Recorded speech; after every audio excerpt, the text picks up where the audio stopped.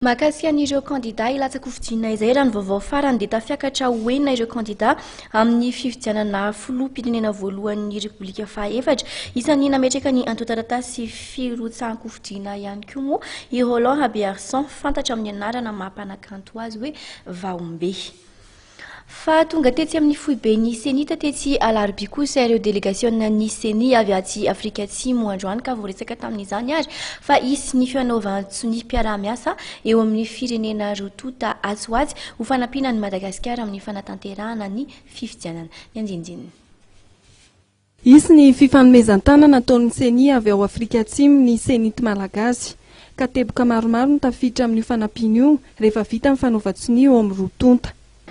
Telo moa araka ny voalazany teo no nangatana tamin'ny zareo dia satria tsika dia efa manana étude izay natao ary miaramila pilote ny nanao an'ilay étude amin'ilay toerana sarotra mihitsy sarotra andehanana zany eto Madagasikara dia namenany zareo moa izay zavatra izay mba azahoana hoe manampy satria nanampy be dia be ny RDC zareo amin'ny resaka hélicoptère dia mba azahoantsika ny hélicoptère izay mba azahoana an'ilay vokatra aingana indrindra.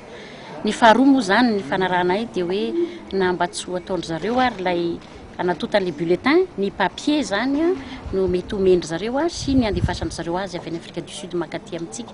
Zany hoe misy usine imprimerie zany izay mifanaraka amin'ny Nations Unies ao Afrika du Sud dia mety ho izay no anatotan'ilay bulletin fa mbola hojerena moa izay zavatra izay satria mbola misy ny teknisianina ny rotota zany hijery an'izay fanaovana an'izay protocole d'accord izay. Ny fahatelo zany dia zareo efa lasa lavitra amin'ny resaka transmission des résultats. Nijery ihany koa moa zany zareo ny logiciel izay efa karakaraina amin'izao fotoana izao momba ny traitement des résultats dia izay zany ho tonga moa ny expertny zareo ary ho tonga koa ny expertny OIF atsoatsy rehefa mipetraka le centre national de traitement antsika dia hijery an'izay fomba hoe ahoana ny fomba atao ary hampahalalantsika ny candidat ny mpanao politika zany rehetrarehetra zany dia.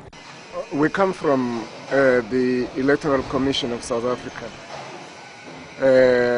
We are here because we have been invited by Senate to come and assess the plans that they have for the election and to respond to the requests that they have made for assistance in the planning of that election.